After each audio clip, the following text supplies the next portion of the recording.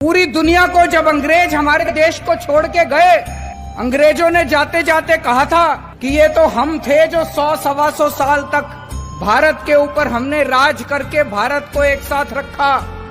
अब देखना हमारे जाने के बाद इनसे अपना देश नहीं चलने वाला, इन लोगों से भारत एक साथ नहीं रहेगा। ऐसे अंग्रेजों को भी लग रहा था, पूरी दुनिया को लग रहा था।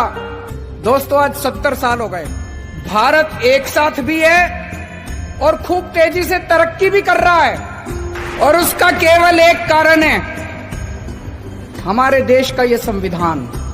ऐसे देश का संविधान लिखना जिसमें इतने सारे धर्म थे, इतनी सारी भाषाएं, इतनी संस्कृति, इतनी जाति, इतनी विविधता, ऐसे देश का संविधान लिखना कोई आसान काम नहीं था। बाबा साहब अम्बेडकर ने पूरी दुनिया के संविधान पढ़े, सारे देशों के संविधान पढ़े, जहां से जो जो अच्छा मिला वो सारा उन्होंने इस संविधान के अंदर डाला, और इतना शानदार संविधान बाबा साहब अम्बेडकर ने हम लोगों को दिया। संविधान में लिखा है बराबरी का अधिकार होगा। अभी तक यहां इतने सारे बच्चे बैठे हैं, अगर कोई बच्चा गरीब घर में पैदा होता था और कोई बच्चा अमीर घर में पैदा होता था, क्या उनको बराबर की शिक्षा मिलती थी? नहीं मिलती थी। तो क्या बराबरी का अधिकार था? नहीं था। मैं आपका मुख्यमंत्री हूं, हम सरकार चला रहे हैं। सरकार की नजरों में, मुख्यमंत्री की नजरों में, एक बच्चा अगर गरीब घर में पैदा होता है और एक बच्चा अमीर घर में पैदा होता है, मेरे लिए तो मेरे दोनों बच्चे बराबर हैं। मैं उन दोनों बच्चों के बीच में फर्क नहीं कर सकता। तो इसीलिए जब हमारी सरकार बनी, हमने अपने सामने सबसे पहला लक्ष्य रखा कि इस गरीब के बच्चे को भी अच्छी शिक्षा दिला के रहेंगे हम लोग। दिल्ली में जो भी बच्चा दिल्ली में पैदा होगा, चाहे वो गरीब का बच्चा हो, चाहे अमीर का बच्चा हो, सबको अच्छी शिक्षा मिलेगी, सबको एक जैसी शिक्षा मिलेगी। आज 5 साल के अंदर हमने वो करके दिखाया। बाबा साहब अम्बेडकर का एक सपना पूरा किया हम लोगों ने। हमारे संविधान में लिखा है जीने का अधिकार होगा।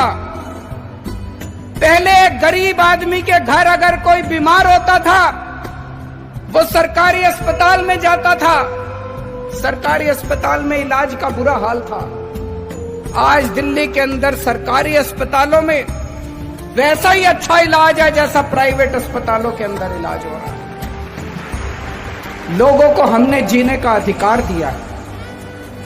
दिल्ली के अंदर हमने योजना बनाई, अभी तक अगर किसी का एक्सीडेंट होता था, कोई उसको बचाने के लिए नहीं जाता था, वो बेचारा सड़क पे पड़ा रहता था। लोग सड़क पे गुजर जाया करते थे, लोगों को लगता था मैं क्यों पचड़े में पड़ूं, मैं अगर इसको अस्पताल में ले गया तो अस्पताल वाले मेरे से पैसे मांगेंगे। अब हमने कहा है कि पैसे की चिंता मत करो, अगर कोई किसी का एक्सीडेंट हो जाए, जो भी उसको देखता है तुरंत उसको नियरेस्ट अस्पताल में पहुंचाओ। कितना भी महंगा अस्पताल होगा, सारे पैसे दिल्ली सरकार देगी।